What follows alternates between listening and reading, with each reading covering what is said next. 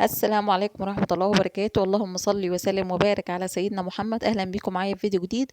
النهاردة الفيديو بتاعي بقى بادئ من أوله. غسلت بشرتي بالغسول بتاعي الجديد إيفا بالكولاجين. بصراحة حلو يعني ممتاز، بينضف البشرة حلو قوي وجميل جدا.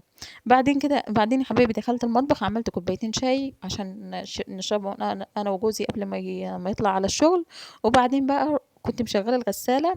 انا كنت فاكره ان انا كنت مشغلاها، بس بعدين انا حطيت الغسيل في الغساله وما شغلتش الغساله، سبتها كده. فانا دلوقتي هشغل الغساله على الغسيل اللي انا حطاه من بالليل، وهسيب الشغاله تشتغل مع نفسها. ودخلت بقى، قلت اشوف الاول حاجه الولاد كانوا نايمين.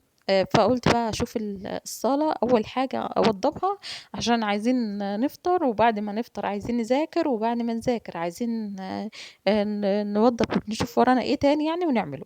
فاول حاجه بدات بيها هي الصلاه، لان كان فيها معركه. يعني من بالليل كده كانت الدنيا عندي ما شاء الله.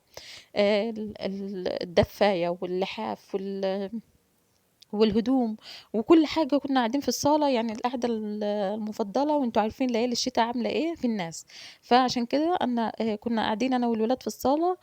بس عايزة اقول لكم الجو طلع فظيع، يعني انا كنت عايزة اشوف الدنيا الاول اذا كان ينفع افتح الشباك ولا لا. بس الحمد لله طلع الجو حلو الحمد لله، ففتحته وكان الجو جميل. عايزة اقول لكم دول كلهم مكان العزال، يعني كل الحاجات دي مكان العزال. زي ما انتم شايفين كده، نبدأ مع بعض نروق الصالة ونخليها فل الفل إن شاء الله. ويلا بينا نبدأ، بسم الله.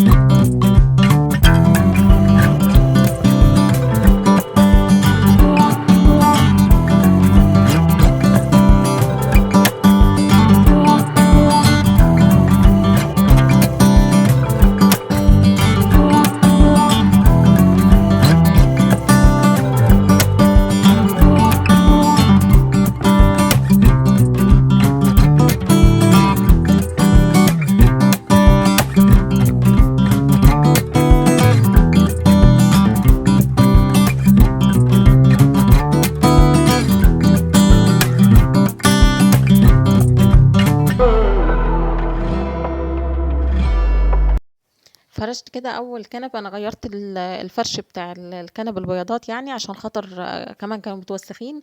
هم عشان لونهم ابيض وكده، فمش بيستحملوا، يعني مش بيستحملوا هو يوم والتاني وتلاقيني على طول غيرتهم.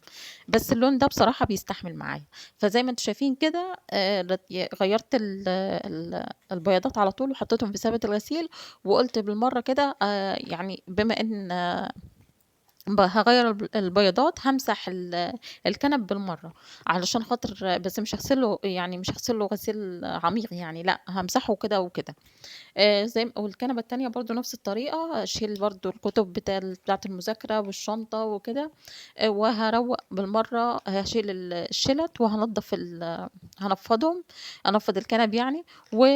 زي ما انتم شايفين الشلت فيه سوست كده بايظة، بس مش ما فيش مشاكل يعني عندي. مش القماشة دي ثابتة وبتمسك بتمسك في الكنبة.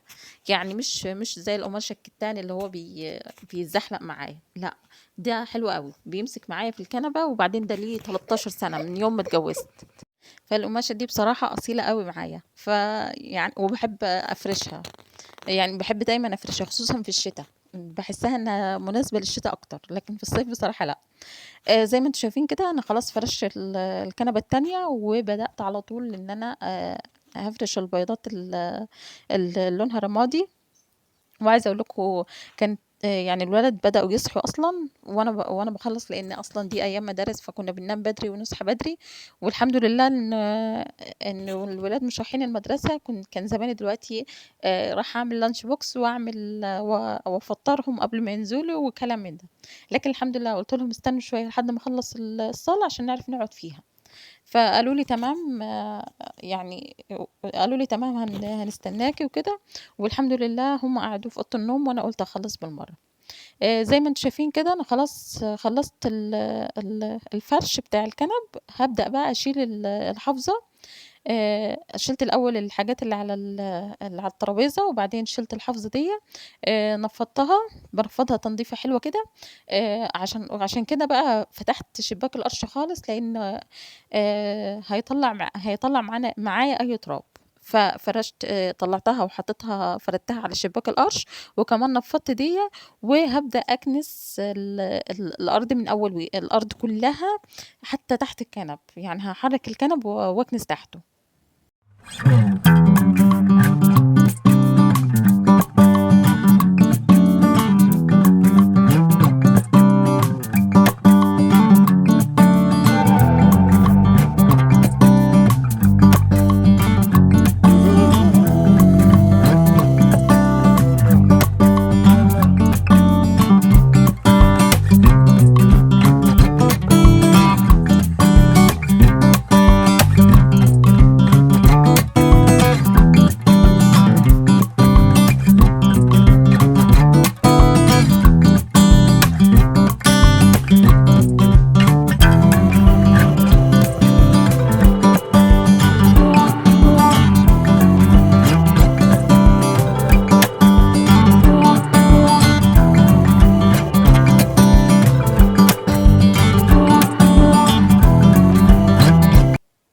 وبعدين بقى فرشت. هو اليوم ده مش يوم مسيح بصراحة، يعني أنا بامسح الاتنين وخميس، لكن النهارده السبت مش هينفع أمسح، فعلى طول دخلت كده أعمل فطار للولاد بسرعة. عملت شاي وساندوتشات جبنة ومربى، وعملت كل واحد كوباية شاي يعني خفيفة، بس عملت الكوباية بتاعتي يعني المضبوطة، عشان الكوباية بتاعة الصبح دي باعملها كده وكده، يعني باشربها على بال ما أصحّي جوزي وجوزي يطلع على الشغل بتكون هي بردت أصلًا. فباضطر إن أنا أعمل كوباية تاني حوالي الساعة 09:00، 09:00 وشوية كده مع الولاد. ف ونعمل فطار، ده العيش الشمسي بتاعنا، باقطّعه كده زي العيش التوست، قطع صغيّرة، وباعمله ساندوتشات جبنة، وكمان كان عندي مربى، فقُلت بالمرّة أعمل ساندوتشات جبنة ومربى للي عايز. آآ كان عندي شوكولاتة، ف إن شاء الله هانزل أشتري شوية مشتريات كده، وهاشتري بالمرّة النوتيلا اللي الولاد عايزينها. طبعًا ما بندوّرش على طعم، بندوّر على النوع اللي سعره مناسب يعني. فإن شاء الله هاجيب شوية مشتريات كده وهاعرضها معاكم بإذن الله. بس كده يا حبايبي عملنا الفطار، كانت حوالي الساعة 09:00، 09:00 وشوية كده. طبعًا أنتم عارفين الولاد أول ما يصحوا مش هيذاكروا على طول، لأ هنقعد نفطر الأول ونصحصح الأول وبعدين نشوف ورانا إيه. حضّرت كده زي ما أنتم شايفين المربى دي اللي كان جوزي في مكان تبع الشغل يعني وادّاهم له، فهو أصلًا ما بياكلش المربى فجابهم معاه. فرشت الملاية، حاجة أساسية وضرورية قبل ما ناكل أو قبل ما نبدأ اليوم، إذا كان مذاكرة، إذا كان أكل، إذا كان أي حاجة، إن إحنا نفرش الملاية زي ما أنتم شايفين كده على الأرض، علشان خاطر نعرف نقعد. لو ما فرشناهاش خلاص 10 دقايق وتبُص تلاقي الدنيا كلّها فوق بعضها. شغّلت قناة الأسرة والطفل، دي الساعة أو ربع ساعة كده بيجيبوها للولاد، بيجيبوا حاجات كده خاصة بالأطفال يعني وكده، فبنحب نسمعهم. أنا شخصيًا باحب أسمعهم أنا والولاد، أي حاجة بتجيبها الأسرة والطفل، إذا كان بكّار والّا أي حاجة باحب بصراحة أسمعها، أو عيلة الأستاذ أمين أو أيًا كان يعني.